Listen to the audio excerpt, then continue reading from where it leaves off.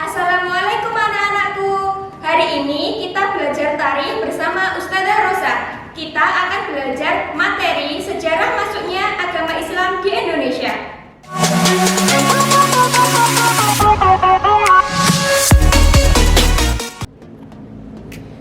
Halo anak-anakku yang solih-solihah. Tahukah kamu agama apa yang pertama kali dianut oleh bangsa Indonesia? Sebelum agama Islam, masyarakat Indonesia menganut agama Hindu dan Buddha. Tetapi lambat laun agama Islam berkembang sangat pesat, sehingga pengikut agama Islam itu jauh lebih banyak dibandingkan agama Hindu, Buddha, Kristen, Katolik, dan agama yang lainnya yang ada di Indonesia. Ada dua pendapat mengenai waktu masuknya agama Islam di Indonesia. Yang pertama, agama Islam masuk ke Indonesia pada abad 7 Masehi. Hal ini ditandai dengan adanya para pedagang Muslim dari Arab dan Persia yang datang ke Indonesia untuk berdagang rempah-rempah. Yang kedua, agama Islam masuk ke Indonesia pada abad 13 Masehi. Hal ini ditandai dengan adanya kerajaan Samudra Pasai di Aceh. Nah, selanjutnya kita akan membahas penyebab agama Islam mudah diterima oleh masyarakat Indonesia. Yang pertama, syarat masuk agama Islam itu sangat mudah. Dengan hanya mengucap 2 kalimat syahadat, kita sudah menjadi seorang muslim. Kemudian yang kedua, agama Islam tidak mengenal kasta atau status sosial seperti agama Hindu yang ada kasta Brahmana, Ksatria, Sudra. Agama Islam itu tidak mengenal karena semua dianggap Allah itu sama, yang membedakan hanya ketakwaan. Yang ketiga, penyebaran agama Islam dilakukan secara damai. Jadi agama Islam itu tidak menggunakan kekerasan dalam menyebarkan agama Islam. Tidak ada paksaan dan sebagainya. Yang keempat, masyarakat Indonesia yang ramah sehingga membuat hubungan antara masyarakat Indonesia dan bangsa lain terjalin dengan baik. Yang kelima, kegiatan-kegiatan keagamaan yang dilakukan agama Islam itu dilakukan secara sederhana.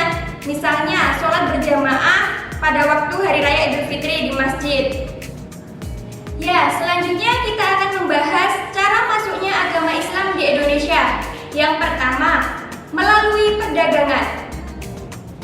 Awal mula Islam masuk ke Indonesia yaitu diawali oleh para pedagang Arab dan Gujarat yang berdagang rempah-rempah ke Indonesia.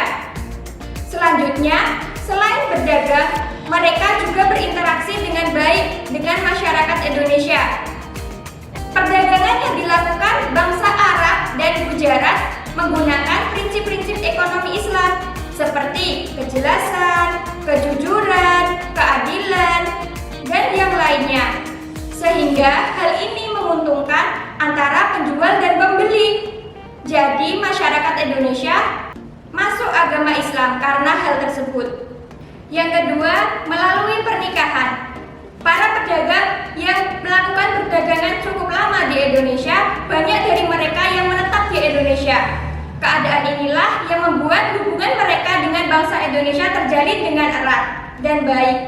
Oleh karena itu, tidak jarang para pedagang yang tertarik dengan wanita pribumi sehingga berlangsung pernikahan karena masyarakat pribumi menjelaskan atau menyebutkan bahwa para pedagang itu mempunyai status sosial yang lebih tinggi sehingga menikahkan para putri mereka dengan para pedagang sehingga terjalin pernikahan dan akhirnya terbentuk keluarga muslim hingga sampai masyarakat muslim. Hal inilah yang menyebabkan agama Islam tersebar sangat luas di Indonesia. Yang ketiga, melalui pendidikan. Pada zaman dulu, tempat untuk menuntut ilmu itu dilakukan di pondok pesantren. Tugas kiai, ulama, ataupun dai tidak hanya untuk menyebarkan agama Islam, tetapi juga mengajarkan agama Islam. Setelah mereka lulus, para santri itu lulus dari pondok pesantren, mereka kembali ke kampung halamannya. Kemudian menyebarkan ajaran Islam kepada masyarakat atau menyebarkan ilmu yang diperoleh kepada masyarakat.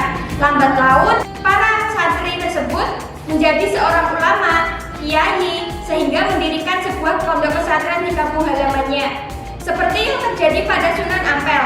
Beliau mendirikan pondok pesantren Ampel Denta di Surabaya. Hal ini menyebabkan agama Islam itu tersebar luas di Indonesia. Yang keempat, seni dan budaya. Penyebaran agama Islam melalui kesenian bisa dilakukan melalui pagelaran pertunjukan seperti adanya seni gamelan, seni wayang, dan sebagainya. Hal ini merupakan alat dakwah Islam, seperti contohnya di Jawa, Yogyakarta, Cirebon, menggunakan seni dan budaya dalam menyebarkan agama Islam. Seni wayang merupakan kesenian yang sangat digemari oleh masyarakat Indonesia. Melalui cerita-cerita seni wayang, para ulama menyisipkan ajaran-ajaran agama Islam, sehingga masyarakat Indonesia lebih mudah menangkap ajaran agama Islam, seperti yang dicontohkan oleh Sunan Kalijaga saat menggelar pertunjukan seni wayang dengan menggunakan karcisnya, yaitu mengucapkan 2 kalimat syahadat. Yang kelima, melalui politik. Penyebaran agama Islam di Indonesia melalui politik itu dilakukan secara tidak langsung dengan cara para pendakwah menikahi putri raja, sehingga akan menghasilkan keturunan pemimpin muslim. Karena apa? Seorang raja itu mempunyai pengaruh yang sangat besar pada masyarakat. Ketika raja mengatakan sesuatu pasti akan dilaksanakan oleh masyarakat. Seperti contohnya, jika raja itu Islam, maka rakyatnya pun akan berbondong-bondong masuk agama Islam. Hal ini menjadi penyebaran agama Islam semakin luas di Indonesia. Selanjutnya, kita akan membahas bukti-bukti masuknya agama Islam di Indonesia. Yang pertama, makam. Adanya makam Fatimah binti Maimun bin Abdillah yang terdapat di lereng Gresik, Jawa Timur, yang batu nisannya itu bertuliskan bahasa Arab. Kemudian yang kedua, adanya makam Sultan Malik As-Saleh, Raja Kerajaan Samudra Pasai, yang makamnya batu nisannya bertuliskan bahasa Arab. Yang kedua, bangunan. Adanya bangunan berupa masjid. Masjid merupakan tempat untuk beribadah umat Islam dan untuk menyebarkan agama Islam. Masjid kuno menjadi tempat penyebaran agama Islam yang masih ada sampai saat ini, antara lain Masjid Agung Demak, Masjid Agung Solo, dan sebagainya. Selanjutnya, adanya keraton atau tempat tinggal raja, merupakan tempat tinggal raja bersama keluarganya. Keraton juga sebagai tempat penyebaran agama Islam, seperti contohnya Keraton Solo, Keraton Jogja, dan sebagainya. Yang selanjutnya yaitu ragam hias. Ragam hias merupakan bukti peninggalan yang bercorakkan atau bukti bangunan tempat tinggal peninggalan Islam berupa kaligrafi yang sangat indah. Yang terakhir, tata letak kota. Nah, demikian pembelajaran tari bersama Usrosa.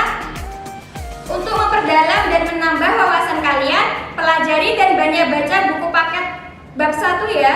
Terima kasih. Wassalamualaikum warahmatullahi